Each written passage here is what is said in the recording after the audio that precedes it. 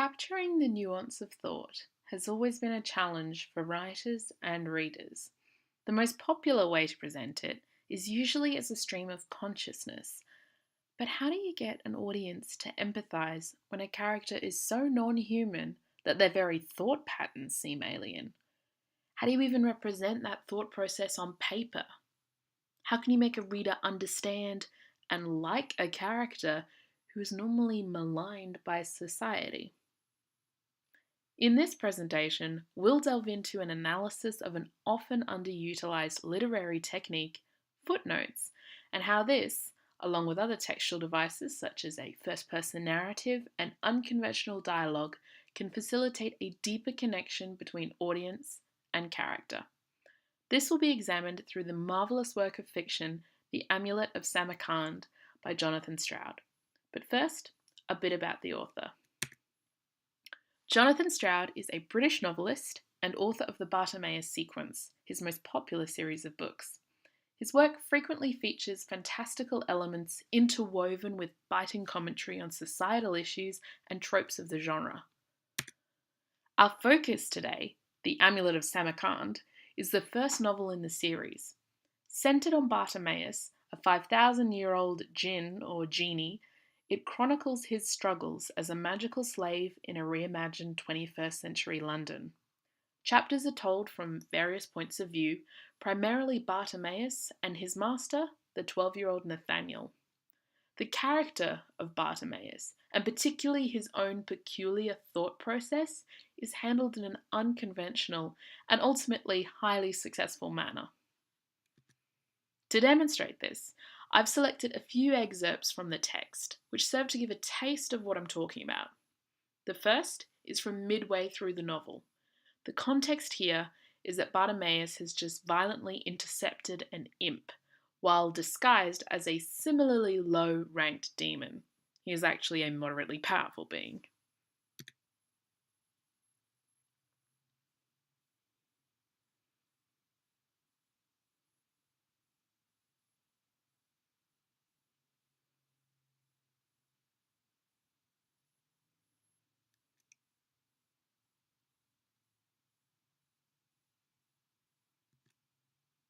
From the get-go, it is apparent that there are some unconventional textual features being used, namely footnotes and asterisks. Before we look at that, it's worth noting the other more subtle features. Dialogue is used to great effect here to establish both character and relationships. Firstly, the imp speaks in an uncouth and working-class accent. Given the context is an alternate London, his accent is inferred by the audience to establish him as of lower rank. The phrase "Lego," an abbreviated version of "let go," and various overt threats of bodily harm set him up as a violent, unlikable character that the reader knows to be of lower standing than Bartimaeus, who by contrast we know to be clever and loquacious. Although not necessarily less violent, Bartimaeus prefers to verbally threaten in a more subtle manner, as evidenced here through his advice. Although the imp originally believes their relationship to be that of equals, as evidenced through his dialogue of threats and insults, that abruptly shifts after Bartimaeus intercedes with some, and I quote, sadly necessary violence, which Bartimaeus spares us as readers from going through the use of asterisks. I say Bartimaeus, not Stroud here, as though obviously Stroud physically wrote it, it feels like an edit of Bartimaeus' doing. All of his chapters read this way, as if the character were having a direct effect on the text on a meta level. The most noticeable examples are, of course, the footnotes. The footnotes function in various ways throughout the novel.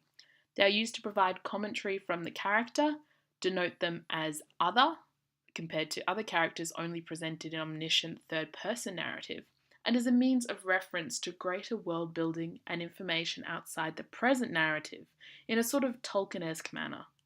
It also serves to endear the reader to Bartimaeus. Note how, unlike the imp who graphically threatens violence, Bartimaeus makes us aware that he is sparing us as readers from witnessing said violence. These footnotes also read as an aside to the reader, a secret or an insight he's telling us, but not the other characters in the narrative. It's an in-joke between us and Bartimaeus, and it helps to strengthen our feelings of empathy and emotional attachment. Through these edits and footnotes, Stroud enables us to have a separate conversation with Bartimaeus as another layer on top of the narrative. This enables us to connect more deeply with the character, understanding his motivations and thought process, despite the fact that he is non-human and operating very much as such.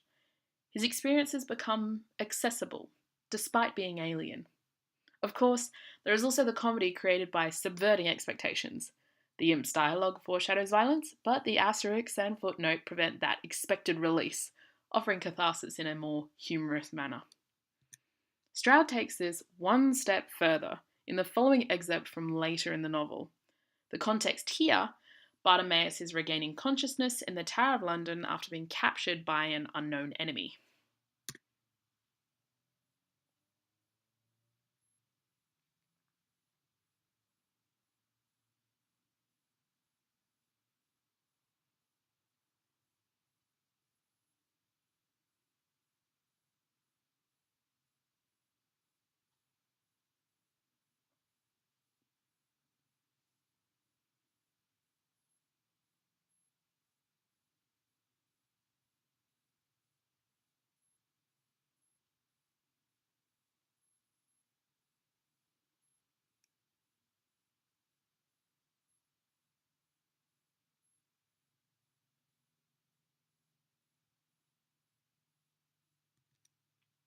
Here again, we see footnotes and a first-person narrative working in the now familiar pattern to establish Bartimaeus' point of view. However, this time there's an added element. In the footnotes, in the very last sentence, "The best I can do for you is footnotes," Bartimaeus addresses the audience directly and breaks the fourth wall. Again, humour is found here by further subverting the expectations of how characters in novels should interact with their readers. Typically, it's rare to see direct acknowledgement of the reader by characters, and even more rare for a character to be aware of how their narrative is being presented on a page. Because it's so unexpected, yet somehow so fitting for this character, it elicits a humorous response. The footnotes, as a whole, read as a conversation or a dialogue more than a narrative. An example here is the use of conversational tone and phrases, several conscious levels, that is, and the clarification of how the reader should imagine Bartimaeus' thought process. If it were written in the narrative, it would be far less expansive and non-succinct. Apart from Bartimaeus' chapters, the narration is always omniscient third person, and with the typical level of detachment that can sometimes accompany that. In contrast, Stroud takes great pains to ensure that Bartimaeus' chapters are always the most accessible and immersive, making the reader feel as if they are more personally connected to him over the other characters. The character's established way of speaking to the reader is rambling and reminiscent of a stream of consciousness. Although Bartimaeus never interrupts himself, he frequently expands upon points or appears to get carried away in overly complicated explanations, as someone would in a natural conversation. This further encourages a sense of connection between reader and character, as the language feels more natural and less filtered, as well as giving the character a distinct voice. Stroud makes footnotes function as a dialogue between character and reader, but it's important to note that they never take the place of a narrative action or subtext completely. The novel reads perfectly, albeit somewhat less engaging, without them. It's therefore important when approaching their use to not use them as a crutch or in place of good story writing, but rather as a useful addition, especially when dealing with characters that may not otherwise be relatable. This was the approach I was trying to keep in mind when reflecting on my own practice. Although I am most comfortable writing fantasy and science fiction, I decided to use a draft of writing firmly centered in the real world to avoid falling into Stroud's exact mold. The following excerpt is from Apartment, which is a writing exercise I completed as part of this course, originally focusing on dialogue, but now with an added layer of footnotes.